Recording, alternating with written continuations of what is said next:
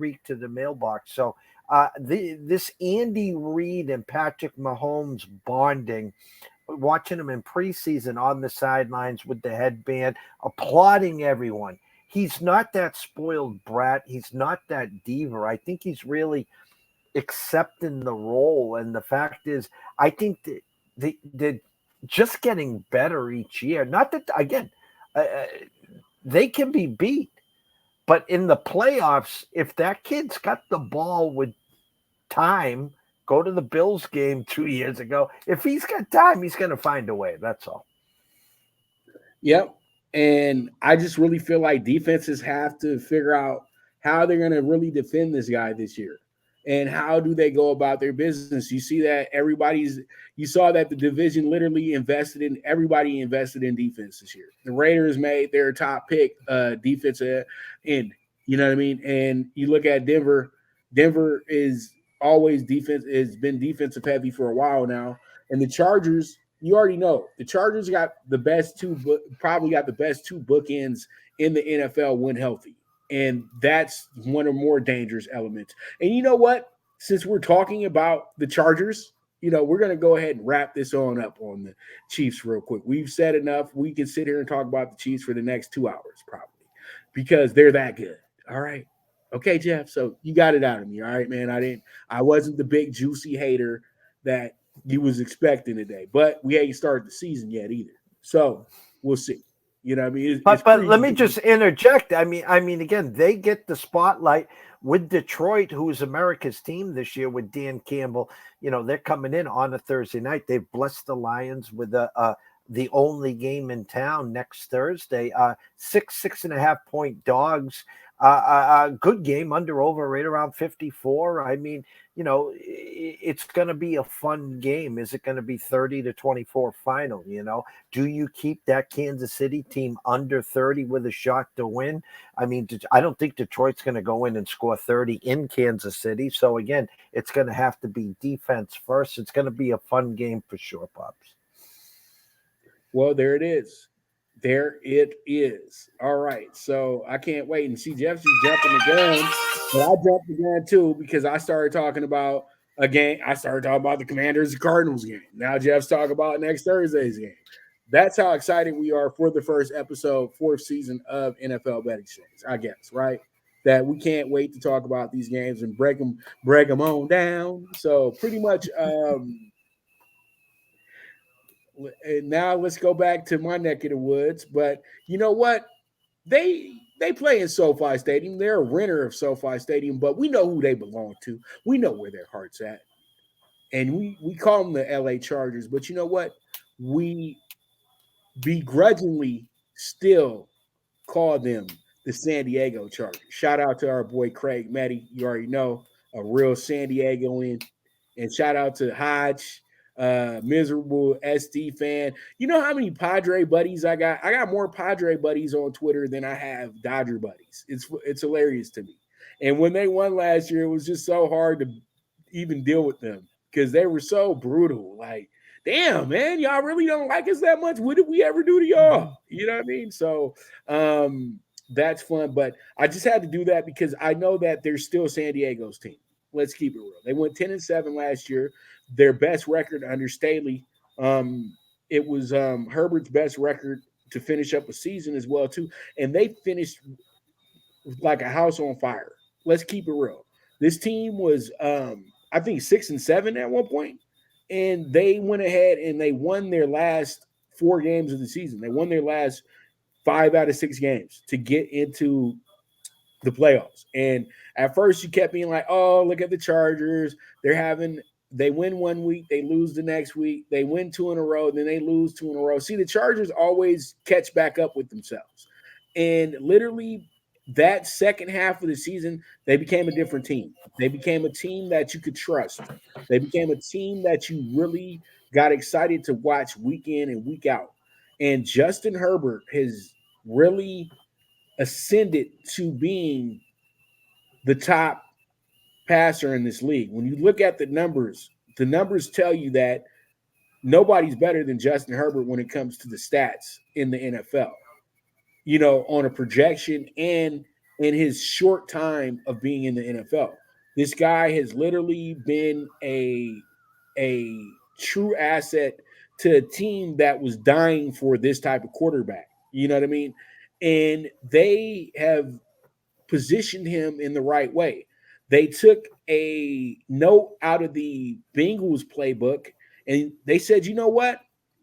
We could draft a defensive lineman, we could draft a linebacker, we could draft a defensive back because we do need some defensive help.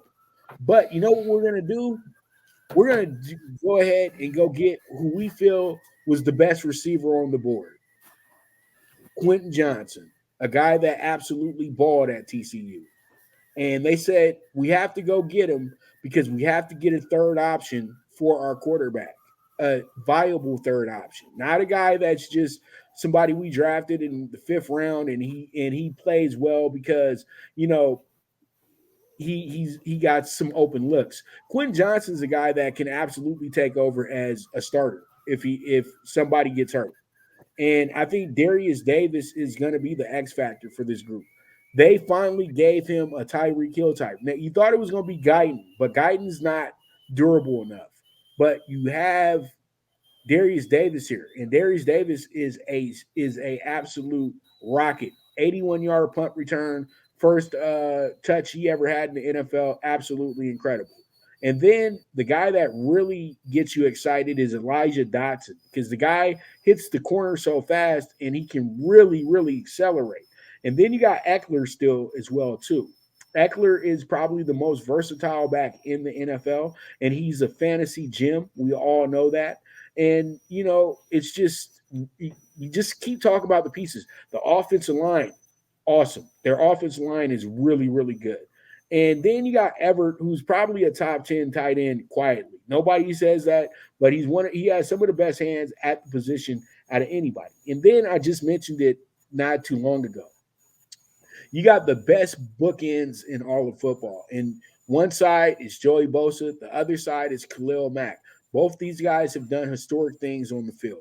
If they both can stay healthy for 80% of the season, the Chargers literally are a top 5 defense. That's not even up for debate, and we know that.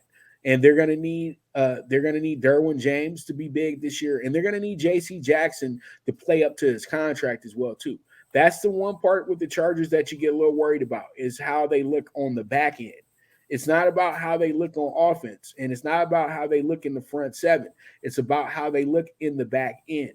So there's a lot of things that you are questioning with the Chargers, but there's a lot of things that you see in a positive way with the Chargers that have them leaning towards being the team to beat in the AFC West this year and possibly the team to beat in the AFC if everything can fall into place. But the Chargers are a team that always has to deal with the injury bug. So we're going to see. We're going to see. But Jeff, go ahead and give me your thoughts. I know I just gave you a mouthful. I know it looks like I'm probably the biggest Charger backer ever, but I've evaluated every single one of these teams, and I just don't see much wrong with the Chargers. I just don't. And when you have the type of quarterback that they have, it puts you on another level. I'm sorry. It just does. So your thoughts? Well, again, this reminds, if you look at the numbers, it's the same as Seattle. So again, if you liked the dog in the West with Seattle, well, you better come over here and do the same here. I was all smiles because, again, I talked to you backstage. At one point, Herbert was 9-1 to be the NFL MVP in fantasy. If you don't grab the top 3 or 4, I think this is your guy. Now, what happens here very simply is Austin Eckler caught like 112 balls or something stupid last year. Versatile, 107 maybe it was. So versatile. He has Joshua Kelly. He's got Isaiah Spiller. You added a couple others over there. The problem is his wide receiving core, as good as they are, they can't stay healthy, whether it's Keenan Allen, whether it's Big Mike Williams. That's why they added Quentin Johnson. On defense, again, their corners are the ones that are always getting hurt. You know, you talked about James, you talked about Jackson. Again, you need a healthy Boza and Khalil, return of the Mac. I mean, I have high expectations for this team. And again, you need the perfect storm. They need to stay healthy. They're ascending in the right direction. And of course, the addition of the OC from Dallas, now Herbert's right hand man. And again, keep that head coach from having to make stupid calls on 4th and 1 from their own 25 in the first quarter and stupidity like that. Take the 3, don't go for it, yada, yada, yada. Again, this is the team that if anyone picks off Kansas City, I think it's the Chargers this year. And again, if they don't pick them off and Kansas City does win the division, I think the Chargers will be right on their heels. And yes, I think that they're definitely making the playoffs. So put the yes on the playoffs for the Chargers, yes on the over on 9.5 on the Chargers, and you can sprinkle a little beer and pizza money on them to win the division, maybe win the AFC, and maybe we go back in history, Pops, where this Chargers team was like 18-point underdogs to San Francisco, and maybe even do an exacta of maybe San Francisco and the Chargers in the Super Bowl. Hint, hint. Hey, that would be a fun Super Bowl right there. A lot of people would be very excited about that one, and it would be in Vegas too. And you know what would make that Super Bowl really exciting, Jeff?